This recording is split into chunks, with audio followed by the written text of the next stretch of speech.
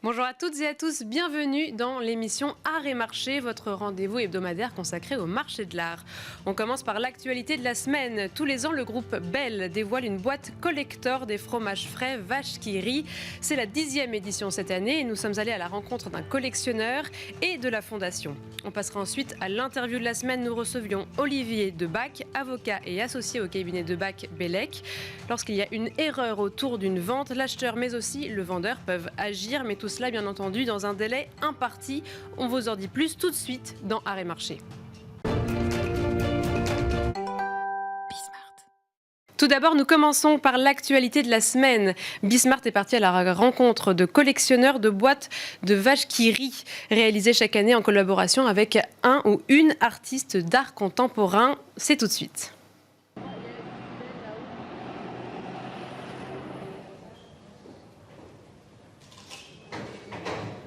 La Bell est un fonds de dotation qui a été créé en 2010 par le groupe Bell et qui a vocation de soutenir l'art contemporain.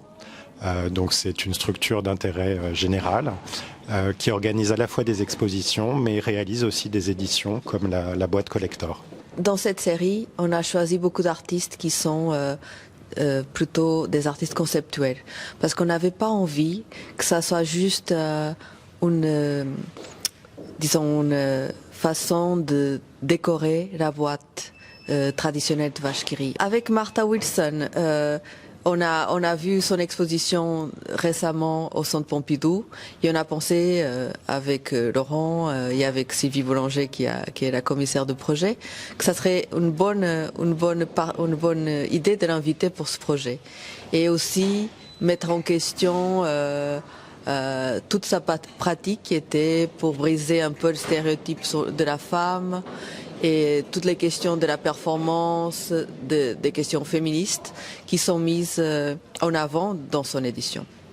Au départ, en fait, ça s'est fait un peu par hasard puisque c'est la directrice de la FIAC, Jennifer Flay, qui a souhaité nous inviter. Ça l'intéressait parce que l'art souffre souvent de cet arrière-plan du marché, des excès en fait du marché artistique, et ça l'intéressait de pouvoir prouver que l'art pouvait être aussi bon marché et atteindre des collectionneurs qui avaient des petits budgets. C'est la boîte de Hans-Peter Feldman se vend en second marché et elle dépasse effectivement les 3,50 € dans laquelle elle était proposée dans les supermarchés, puisque nous n'étions pas à la FIAC encore à cette époque-là.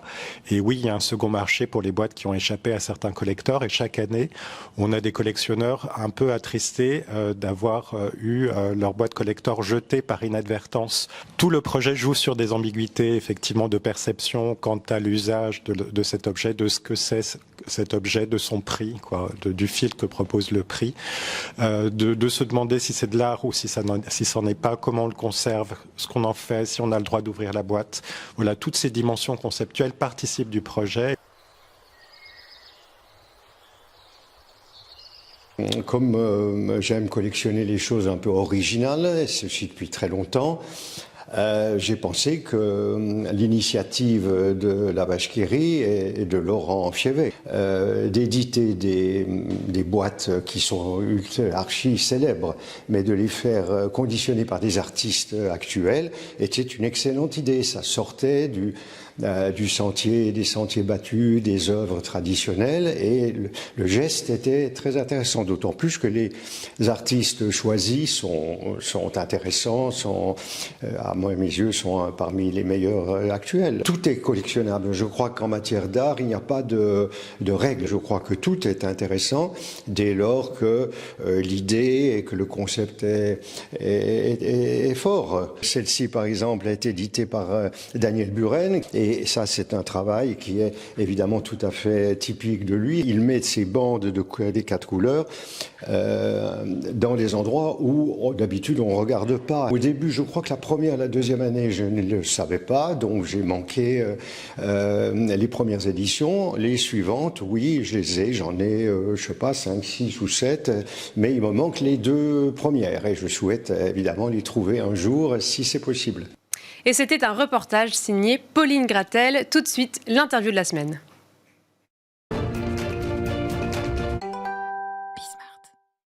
L'acheteur ou le vendeur doivent-ils réagir rapidement lorsqu'il est insatisfait d'une vente réalisée par le passé? C'est la question que nous allons poser à Olivier Debac, avocat et associé au cabinet Debac-Bellec. Bonjour. Bonjour. Merci beaucoup d'être avec nous. Alors en ce moment même, il existe un litige entre un particulier et son marchand autour de la vente d'un masque Fang du Gabon. Il a été vendu 4,2 millions d'euros aux enchères alors que les particuliers l'ont cédé 150 euros au marchand. La vente auprès du spécialiste a eu lieu en septembre 2021 et la vente aux enchères en mars 2022. Le procès va avoir lieu dans quelques semaines. Alors j'imagine que tous les délais ont été tenus, mais comment ça se passe dans ce cas? C'est un litige assez classique, j'imagine, qui a dû arriver dans le passé. Quelles règles de délai s'appliquent dans ces cas-là? Oui, là on est vraiment dans les délais. Donc à partir du moment où le propriétaire de l'objet qu'il a vendu pour 3 francs 6 sous découvre que c'est un chef-d'œuvre, il a 5 ans pour assigner. Au-delà de ce délai, l'affaire sera prescrite, il ne pourra plus agir en justice. Et si jamais le moment où il découvre cette erreur sur l'authenticité est plus tardif, il a un délai maximum de 20 ans à compter de la vente initiale pour agir. Donc, donc on a 2 délais. On a un délai qu'on appelle un délai glissant, qui est de 5 ans à compter du moment où on a découvert le vice, ou on aurait dû découvrir le vice, je dis n'importe quoi, mais c'est un indice, une expertise. Là, c'est une vente publique avec une autre attribution.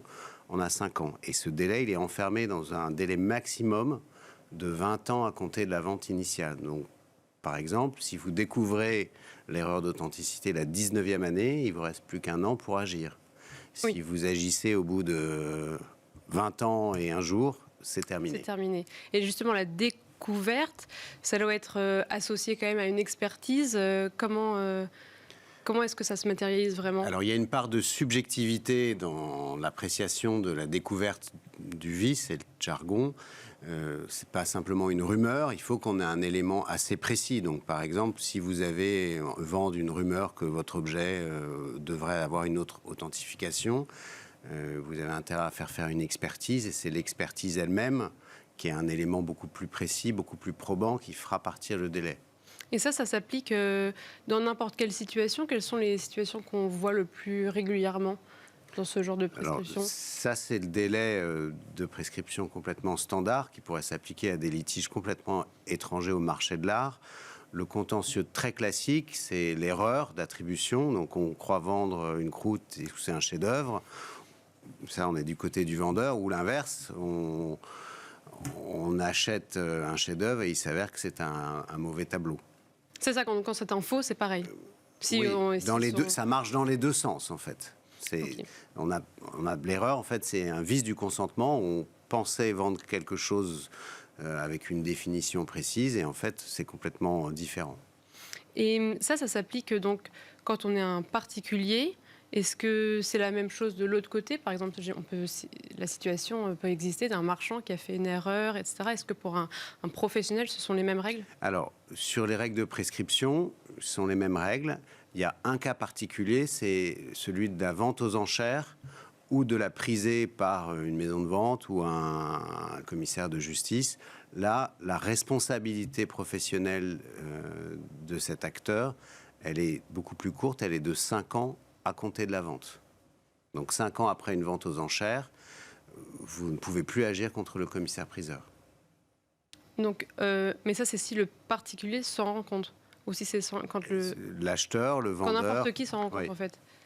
Ok. Et comment est-ce que ça se passe? Vers qui le litige se crée entre vraiment juste le marchand et le particulier? Parce que par exemple dans ce cas du masque Fang, il y a quand même aussi un expert, il y a aussi la personne qui a acheté l'œuvre d'art. Il y a quand même 4 personnes du coup en jeu. Alors, dans ce dossier-là, ce qui est un peu compliqué, c'est qu'il y a un particulier qui vend à un brocanteur. Donc c'est une première vente, et ensuite le brocanteur confie l'objet à un commissaire-priseur et le vend. Pour moi, le vendeur initial, il a une action en annulation de la première vente contre le brocanteur qui lui a acheté. Alors là, ils ont fait, si j'ai bien compris, quelque chose d'un petit peu différent. Ils demandent juste des dommages à intérêt, c'est-à-dire participer au produit de la vente, puisque par définition, l'objet a été revendu en vente et il y a un collectionneur qui doit l'avoir. Ça crée un niveau de relation juridique en plus. Oui, c'est ça. Et comment ça se passe si on a un procès, on a quoi? On a un remboursement, quelles sont les situations, les issues possibles? L'issue traditionnelle dans un contentieux d'annulation de la vente pour erreur, c'est d'annuler la vente. Donc le vendeur rend l'argent et l'acheteur rend l'objet. On remet les parties dans la situation antérieure au contrat de vente. Parfois, quand par exemple il y a un commissaire-priseur qui a été un intermédiaire dans la vente et qui aurait fait une erreur dans son estimation, dans son authentification, lui il va devoir rembourser les honoraires. Comme la vente est annulée, il n'y a pas de raison qu'il y ait des honoraires. Et s'il a fait une erreur professionnelle, il peut être actionné en responsabilité. Et si on s'en rend compte dans le délai des 20 ans, mais qu'il y a eu des ventes entre-temps, est-ce qu'on peut quand même avoir un procès? Est-ce que ça annule les ventes suivantes? Comment ça se passe? La difficulté, évidemment, c'est que l'objet aura mené sa vie, passé de propriétaire en propriétaire. Donc, au lieu d'annuler la vente et d'obtenir une restitution, par exemple, on va substituer la restitution matérielle de l'objet à une indemnisation. Parce que ça va...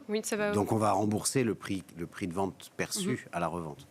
Et justement, quand vous parlez de restitution, ça fonctionne aussi, par exemple, pour des restitutions liées aux spoliations Ça, c'est des cas complètement différents, oui. Juste pour être sûr. Justement, vous, en tant qu'avocat, quel est le cas le plus fréquent que vous avez assisté? Est-ce que vous avez des exemples concrets à nous partager?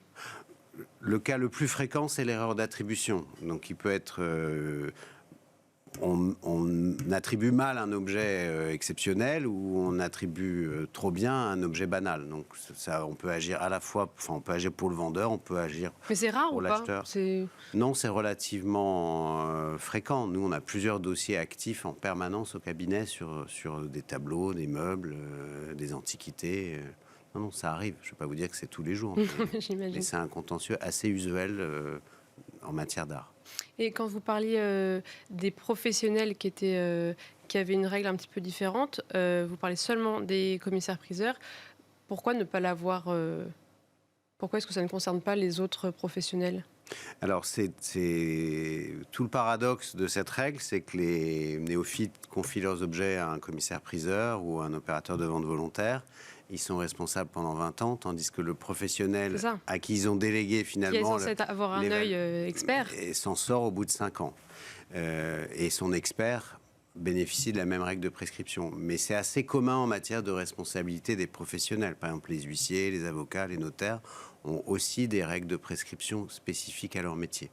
Et dernière question, est-ce que c'est possible de négocier le délai de prescription? Alors, si on a des doutes, peut-être? Oui, il y a eu une réforme de la prescription en 2008 qui permet de négocier les délais de prescription avec pas mal de limites. Un commissaire-priseur ne pourra pas réduire sa prescription et un professionnel ne pourra pas imposer à un particulier de négocier la prescription. Par contre, entre deux particuliers ou entre deux professionnels, dans le cadre d'une vente, par exemple, on peut aménager la prescription soit plus courte, soit plus longue. Bien, merci beaucoup d'avoir répondu à nos questions, Olivier Debac. Je rappelle que vous êtes avocat et associé au cabinet Debac-Bellec. Merci à vous d'avoir suivi l'émission et vous pouvez nous retrouver bien sûr sur le site de Bismart. N'hésitez pas également à vous inscrire à notre nouvelle newsletter consacrée au marché de l'art qui s'appelle Hors Cadre. Et quant à nous, on se retrouve la semaine prochaine pour un nouveau numéro d'Art et Marché.